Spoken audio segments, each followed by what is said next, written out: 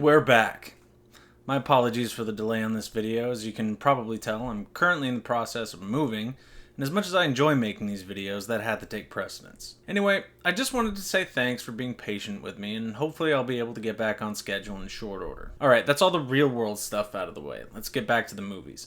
With spooky season just around the corner, I thought we could kick it off a little early this year with one of my all-time favorite guilty pleasure movies, Bram Stoker's Dracula.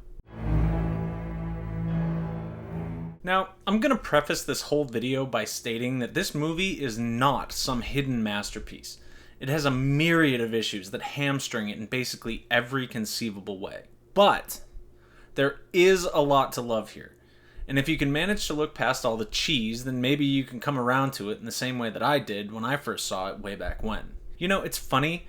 This movie basically yo-yos from really good to really bad, basically from line read to line read.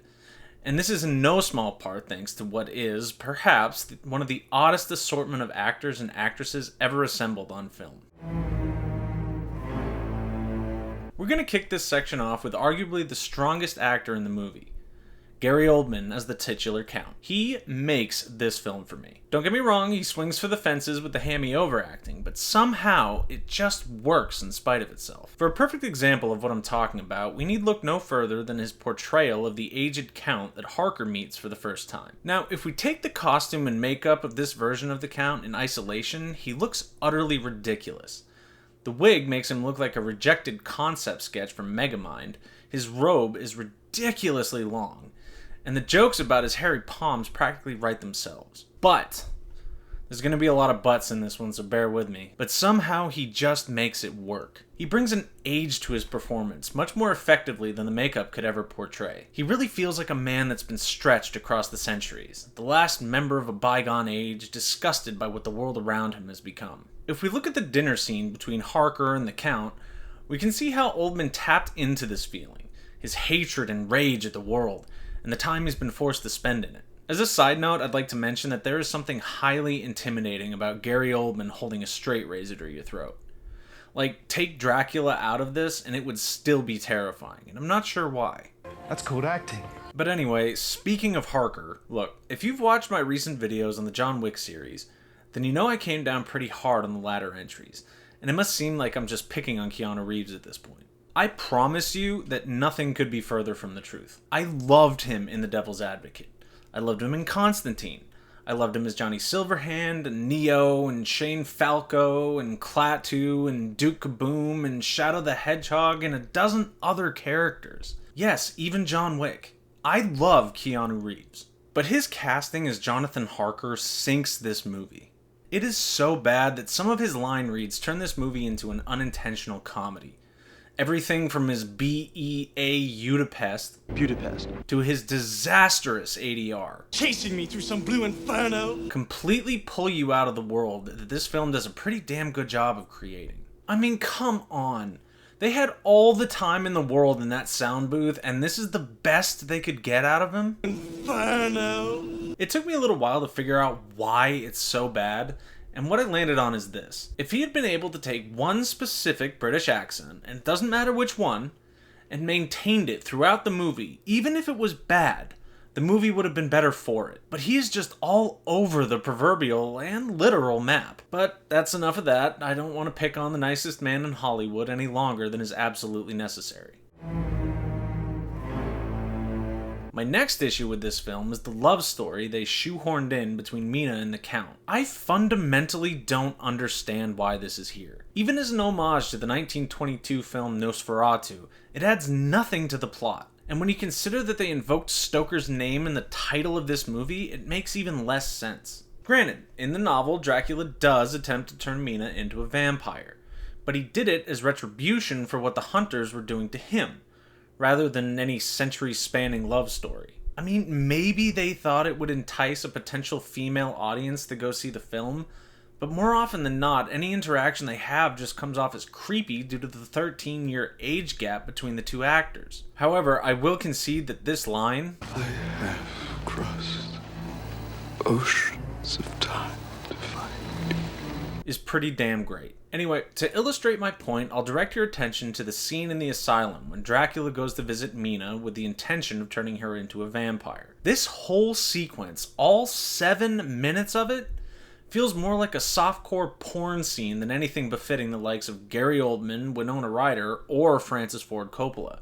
They are all so much better than this. Swap the actors for any pair of actors today, and it still feels voyeuristic and completely unnecessary to the movie as a whole. As a matter of fact, it's this kind of unabashed horniness that really kind of sinks the film altogether. Scenes like the brides biting Harker's dick, Lucy and Mina dancing semi-naked in the rain, and even Lucy's blood transfusion all felt out of place and were very uncomfortable to watch. Now, before you go thinking I'm a prude or whatever, I'll direct your attention to Robert Eggers' remake of Nosferatu. This film was replete with just as much nudity and sexual overtones as Coppola's, but the differences in the way in which it was handled. These scenes felt organic to the story, a byproduct of the events unfolding before us. Yes, they were still uncomfortable to watch, but this was by design. You're supposed to feel disgusted by Orlok assaulting Ellen, or draining Thomas's blood. In Bram Stoker's Dracula, all the sex and nudity felt like Coppola was acting out some erotic fantasy he had, rather than adding something important to the film. Now, on the subject of things that were important to the film, I want to talk about one of the greatest strengths that this movie has to offer. That being the mood. Everything from the way that it's shot, to the set design, to its use of miniatures and matte paintings, even the use of paper dolls in the opening battle sequence. It all creates this wonderful feeling of otherworldliness and age that envelops you from the moment the movie starts. It felt like the product of a much earlier era in cinematic history. Like something that would have been shot in the 30s and 40s had they the technology to do so. To illustrate my point, we need look no further than Dracula's castle itself. Perfectly created to invoke the image of a corpse or skeleton seated on a throne, its strange architecture and odd angles drive home just how evil this place is. But the intricacies don't stop there, oh no. One of my favorite things about this movie is how reality seems to lose all meaning the further one travels into the castle. As Harker begins to explore, the camera reveals things like gravity warping, and the torch sconces invoking the powerful imagery of Jean Cocteau's Beauty and the Beast. Even the scene with the brides, despite my aforementioned issues with it, has some fascinating effects work in the form of the footsteps in the mist and the brides emerging from the sheets as if from nowhere. No, you're not getting a clip of that.